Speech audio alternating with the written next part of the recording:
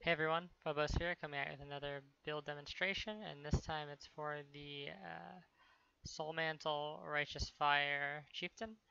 And you can see we get the 6-link Soul Mantle, Doriani's Shield for Shield Charge, and just going to do a quick run through the Strand while explaining the build.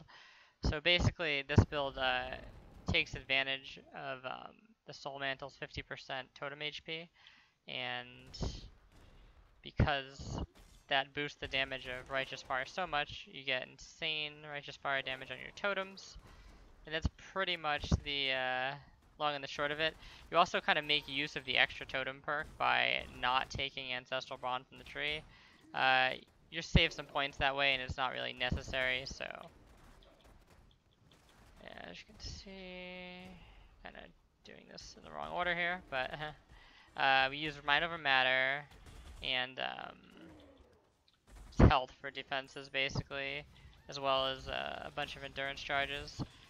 You'll notice that the health currently is a bit low. That's because I took all the damage notes first, as per usual, because it's softcore beta, and I just wanted to basically see the damage values for the build. Wasn't really sure how far I was going to take it, but it's pretty good, and I've been having a lot of fun, so I think I'm going to try and take this one into at least the low 90s just to get the health up there and see how it functions there. Right now we have about 700 and I think 11 life regen, so not too bad. Using Orbistorms to proc our Elemental Overload, obviously. We have Shield Charge, finally. Doriani's makes a really good weapon for this. You can also use a Scepter with like the tier 1 fire roll or something. Yeah, I have a pretty good shield as well with fire damage on it. A little bit of trouble there. This is kind of like a rough map. We have a dual curse. I don't know if you could tell. We have this map has chain on it, unfortunately. It's kind of crazy, but yeah, we have a dual curse. One of them is in the Orb of Storms, and the other is basically just the Witchfire Brew. And Witchfire Brew also is really nice because it just gives damage over time. The path of building damage values for the skill Chieftain are looking like not against any bosses, it's like 1.2 or 3 million or something like that. And with bosses, against bosses, it's like 700k, 800k, something like that. So pretty good damage. Interesting. Yeah, right now this is without conk effect, keep in mind, so. Looks like we're gonna get to show a breach. Breach might be a bit sketchy in this map, but main thing with these is you want to get your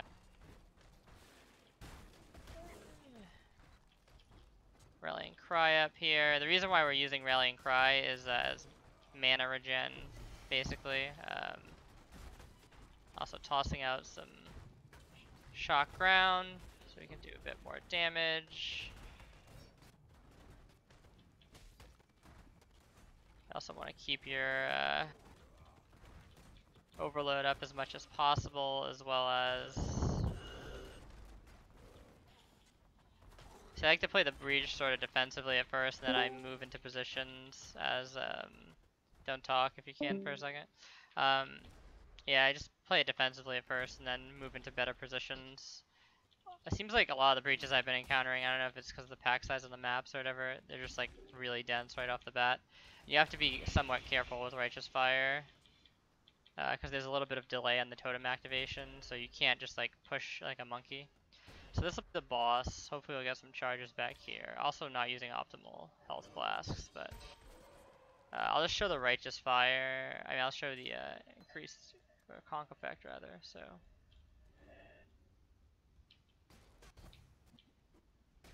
Pretty good damage as you can see.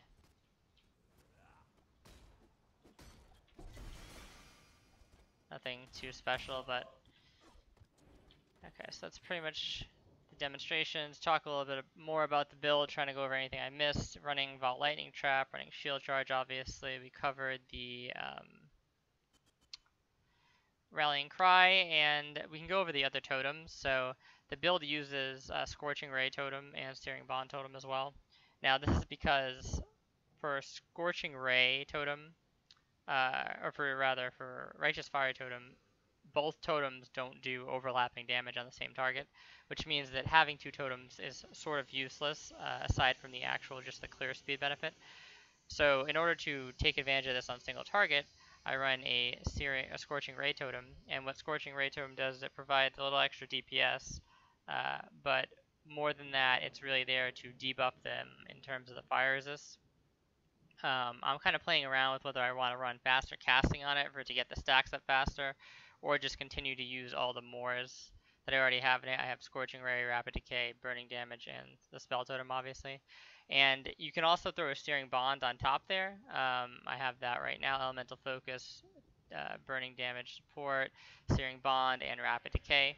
So these add a fair bit of damage, but really they're mostly for bosses that stand still. It's very difficult to actually use those skills on like a boss like the one you just seen, because my Scorching Ray, especially without the faster, doesn't really do well against flicker targets. It just kind of like will struggle to chase them and probably not get many stacks up and much damage off.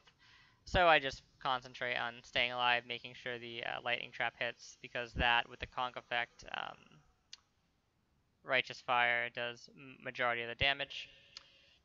The other notables about the build, so I'm using the Kikizaru setup. It's pretty good for this in particular because it's a high life regen build. So the Kikizarus actually give you a pretty good amount of life regen, 1% per level, and you're pretty much effectively curse immune, which is nice. Endurance charges, another feature of the build that you get from Sun's Light here, and this is the Ascendancy tree. We basically go for War's Herald first, and then Sun's Light.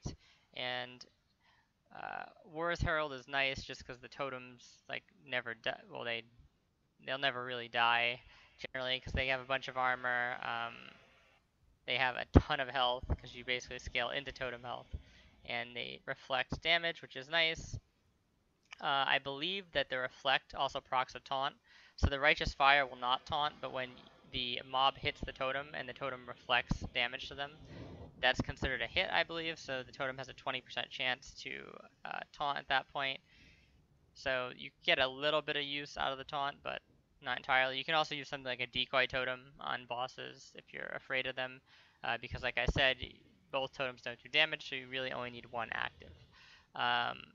Moon's Presence is where you get your more damage and basically less damage taken. Unfortunately, Flame's Advance doesn't really do anything for the build, but we use it to path to get to Sun's Light, which gives us our endurance charges. And yeah, the build should have a lot more health, like I said, because we're taking the health nodes last. It's going to end up at about 6.2k life when you're in the low 90s. And the mana probably isn't going to get much higher than this, but you can pretty much leave all of it unreserved with Rallying Cry. You can also run a Clarity if you want, like a lower level Clarity, just something so that when you're running between pack to pack, it's kind of recovering after you take those big Mind Over Matter hits. And yeah, as far as the Orb of Storms, let's just go in here. The Orb of Storms is mainly to proc your Elemental Equilibrium, which the idea there is since you're doing lightning damage, it's debuffing the resistances of cold and fire. So since our Righteous Fire is fire damage, they're taking a ton of damage because it's like minus 50% resist or something. So I just have increased critical strikes on it in order to get the buff up quicker for Elemental Overload. Flammability for the curse on hit, and then Orb of Storms. You could, if you're going to do Tri-Curse, which you could do, depending on if you want to use like maybe those boots that give you an extra curse slot, or if you got a +1 curse neck, you can actually swap out increased critical strike chance because it's not really that important, and you can put like elemental weakness in there, and then you'll do a ton of damage.